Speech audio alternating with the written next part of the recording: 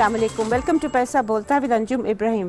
ख़वातीन हज़रात, हमने आपको प्रॉमिस किया था कि सारे सवालात जो हम करना चाह रहे थे IMF के जो रेजिडेंट रिप्रेजेंटेटिव हैं यहाँ पाकिस्तान में, वो हम पूरे नहीं कर पाए और हम उनको वापस दावत देंगे। आज I am very happy to say कि Teresa Daban Sanchez is here with us again today. Welcome to the show and thank you for coming again. Teresa, I want to start off this time with a question that I wanted to ask last time, but I didn't have the time. Why is this program so heavily front-loaded? Everything is happening so quickly. Why not phase it out so that it is more acceptable for the general public? Yeah, this is a question that we are getting a lot from different stakeholders, and we believe strongly that the government strategy of front-loaded action is the right one, and this is something that we would like to support. And there are several reasons, but I think the main one are the following. First of all, because the situation is very challenging. The debt level is very high. It's 80% of GDP.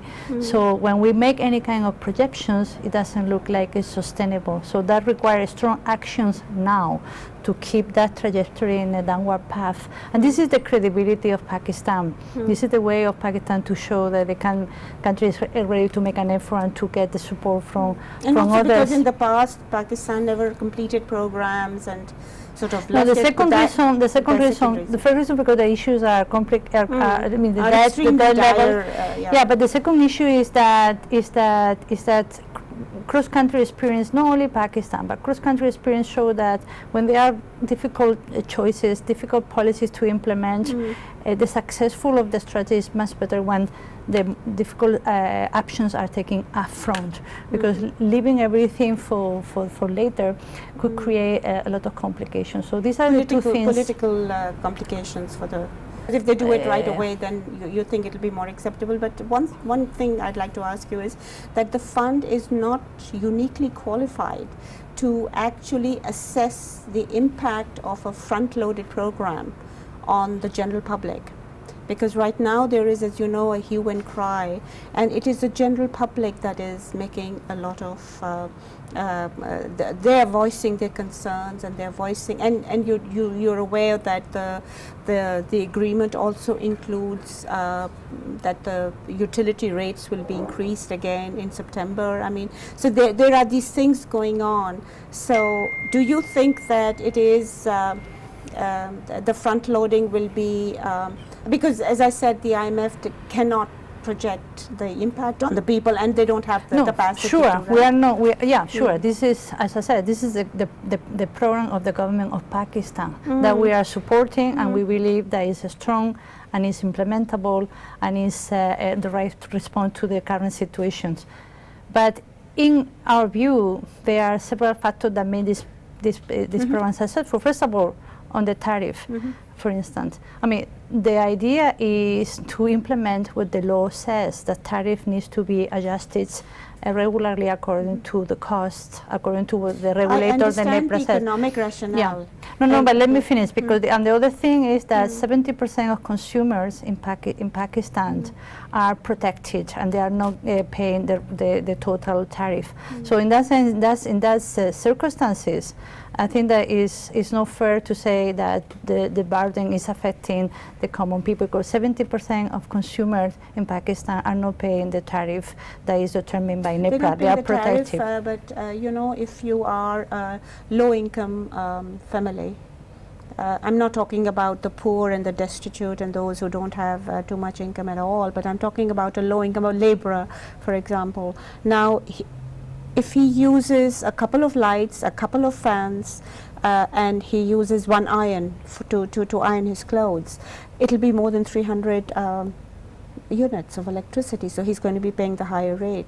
So the people that the 70%, I don't know where the figure comes from, but it's from the government of Pakistan. This is the reality. But the other thing, I mean, the discussion could be, we could continue about that, but the program also is designed in a way in which the government has a commitment to monitor the impact and to recalibrate the response that is needed to protect those more vulnerable. This is a very important principle in the program. So right now there are policies, there are a response on social spending that is, we believe is right thing to do, increasing some social spending to protect the most vulnerable. Down the road, if the impact on social terms is something that justify further actions, we will find together with the authority the fiscal space to make sure that this is something that is bearable. But as I said, right now the protections is quite large. These are protections that are done through subsidies that are properly budgeted. About 200 billion. Yeah. No, this is one thing. And the other thing about taxes, because the same apply, and I get the same type of reactions, and definitely, I mean, making people pay taxes is something that nobody likes, and this is something that is very complicated. But the effort that the government is doing right now, the tax reform that have been implemented, imply removing exemptions and privilege on sectors and individuals that have not been paying taxes for a long time. Okay. Now let me ask you two questions in this. The first question is going back to the impact on the general public. You do know that the price of bread has gone up by 4 to 5 rupees, which is a significant amount in the total cost. And the price of naan, as you know, has gone up. The price of all related rotis, which is a different kind of a bread, that has gone up, and this is actually impacting on everybody's pocket, specifically those who are poor. We'll take a short break. I'll expect an answer from you when we will come back. Please stay with us if you can.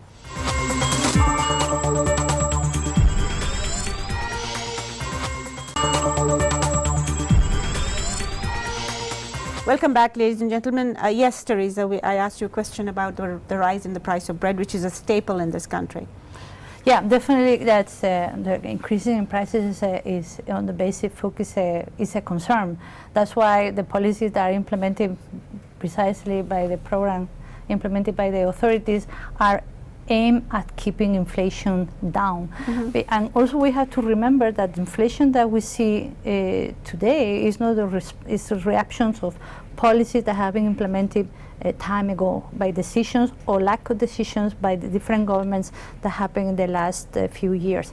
So the idea is now to implement policies that are on the fiscal, keeping general domestic demand down, a good system to finance the deficit that is not inflationary, because we have inflation because the way of funding the deficit was not the right one, and also a central bank that now has a role that is focused on keeping inflation down.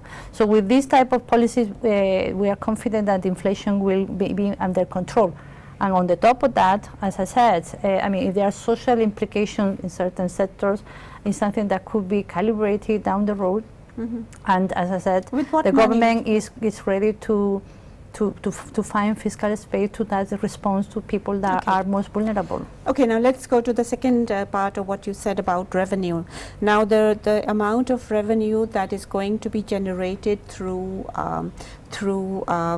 sort of broadening the tax system, and to for example, to ensure that any transaction over 50,000 rupees, you have to use your identity card, which will enable the FBR, the Federal Board of Revenue, to actually go and collect, to challenge the income. Now all these measures are coming in, but these measures were also proposed in previous programs, and previous governments also attempted to implement these. What gives you the confidence level that you will succeed this time? Well, again, we are not going to succeed. The Pakistani society is going to succeed. The Pakistani government is going to succeed. We are here only helping, advising, supporting. The success is going to be on the side of the Pakistani people, and we are very happy to help. And why we believe this time is different. First of all, because of the strong commitment of the current government to make the right decision, to make the right thing. Also because these exemptions and privilege that were granted through SRO, Statutory Regulatory Order, has been removed. All of this SRO has been removed. And on the top of that, and I think this is a very important element that maybe people are not paying attention, the finance bill includes legislation that is hampering, is limiting the capacity of the cabinet to approve SROs more in the future. I think this is a major change, because and the previous program and the previous advice by the fund or by other entities, actually the World Bank and other international organizations, some of the SROs were removed, and then after a while the pressure built up and they were implemented again. This time is different because that capacity has been eliminated. Okay, but that capacity can be reinstituted, because all you need in a bill is for the government to have a simple majority in Parliament, so that in any new government, even this government, can get rid of it very quickly. Sure, I mean Pakistan and the Pakistan society, they are sovereign country, they can do whatever they want. Okay, so they will do that against our advice, but this is a country that is sovereign, every country can do whatever let's they go want. back to the amount of debt that you said is very high, which it is. But for the next 39 months, the duration of the program, you envisage $38.6 billion must come in from foreign sources. How do you reconcile this amount of extra money coming into the country with controlling the debt? It's a little bit complicated, but let me try to explain. There are two issues. One issue is the public debt, the debt that the government has as a result of fiscal deficit in the past. This debt is mostly on domestic terms. It's mostly financed with borrowing from the central bank in a way that was inflationary. That's why, among other things, there is inflation today. This is something that has to be handled with domestic policies, basically increasing revenues that are collected in rupees, and then that will help to maintain the debt level in that one part. Part of that debt by the government also is external, is owned to bilateral or multilateral. It's around 32, 35% of GDP. This is also a concern. And then for that, the government will need to get funding in US dollar. And this is connected now with the 38 billion that you mentioned. Because on the top of that, the country as a whole, apart from the debt, external debt of the government, the country as a whole has external needs of funding that are derived from a very high current account balance. Still the gap between import and export is relatively high. And then you cannot close this quickly, you have to close this slowly, and that's why you need funding. So the 38 billion are going to have to help that. But on the other hand, there is also amortization of debt and obligation by the private sector, not only the public sector. The private sector also may have some. But on the and then in the third positions, the Central Bank of Pakistan, State Bank of Pakistan, needs to build reserves. So you have to fund, the country has to fund the current account balance, that is a deficit. There is a need to amortize debt from the past, and there is a need to build an asset that is in the Central Bank of Pakistan, the State Bank of Pakistan. That's why the effort is phenomenal, and that's why the needs of funding from others partners. It's very, very high indeed. It's very high. Yeah, but if we have a strategy, it's manageable. We have a strategy. It's fully funding. It's strong. It's credible, and has to be take a short break here. Sure. We have to take a break, and please stay with us. We'll be right back.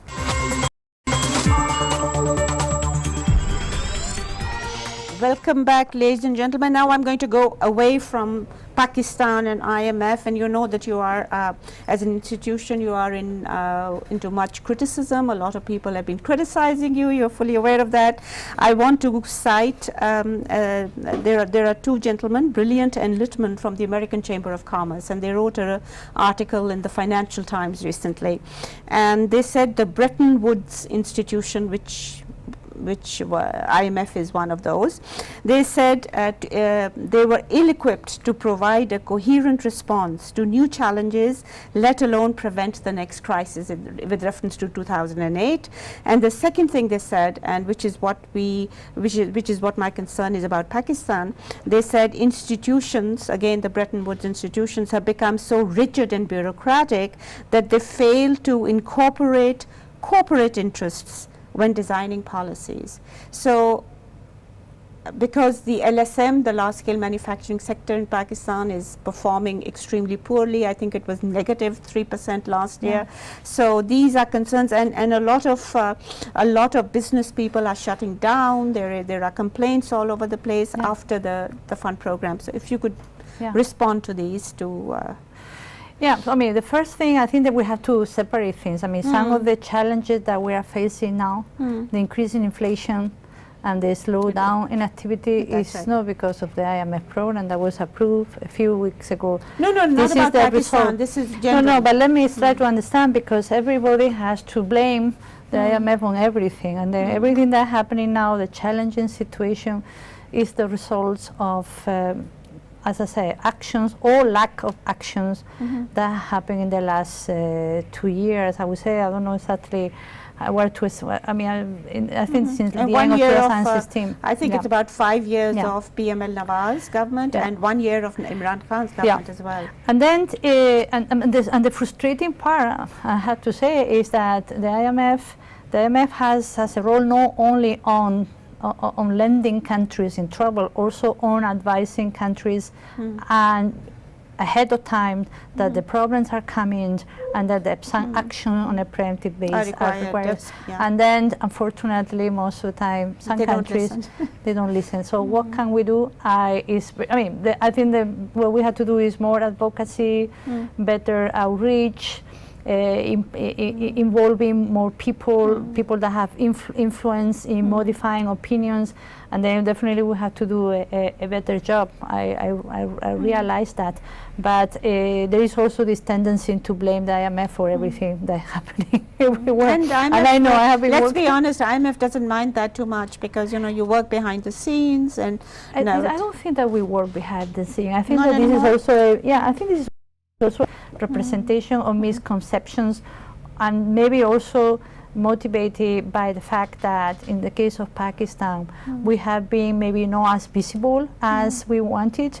Okay, the second one, I'm running short of time. If you could answer about the institutions having become so rigid and bureaucratic that they fail to incorporate corporate interests. I know you have a ease of doing business focus. Yes. No, but that one, what you are reading is the opinion of some person that I don't even know who is that person. What are the credentials? I quoted it, American Chamber of Commerce. Yeah, well, and I don't know whether it's an opinion that we have to improve, and definitely there is room for improvement. But I don't know. I think that you look at the history of the IMF, there's a lot of success stories, Okay, can I have a couple? Can you name a few success stories? I'm sure. I mean, I think that recently in Europe, I think the IMF has intervened in cooperation with the European Union to rescue many countries like Ireland, Portugal, Iceland, or even Greece. Greece has been very difficult. But they're also part of the EU, so they also get a lot of help from EU, right? I mean, sure, but that doesn't mean that was no success story. It was very absolutely tricky. I agree. Okay, that doesn't mean that IMF did not have an input into that. Khawateen Hazrat, आपने सुना हमें बहुत I'm very grateful to Teresa for coming and explaining a few things for us. Basic चीज़ जो हमें समझने की है वो ये है कि पाकिस्तान की जो इकोनॉमी है वो बहुत ही मुश्किल में है. हमारे चाहे आप PML नवाज की 5 साल की गवर्नमेंट को करें या इमरान खान साहब का जो पहला साल था जिसमें उन्होंने कोई मुस्बत वो कदम नहीं उठाए थे other than to get assistance from friendly countries, उसका भी बड़ा हाथ था जिसकी वजह से बजट डेफिसिट बहुत बढ़ गया है. आई होप आपको कुछ ज़रा बेहतर अंडरस्टैंडिंग हुई होगी IMF के मौक़िफ़ की. एक चीज़ जो है वो यही मानी जाती है IMF के बारे में कि वो उन्होंने हमें कहा था कि आप ये लें या ना लें, इससे टेरेसा जो हैं वो इत्तफाक नहीं कर रही. वो कह रही हैं कि ये गवर्नमेंट का प्रोग्राम है, आप जो समझना चाहें वो समझें। ये जो जनरल परसेप्शन है वो ये है कि कंडीशंस के बगैर आपको फंड का प्रोग्राम नहीं मिलना था। इजाज़त दीजिए इसी के साथ, खुदा हाफिज़।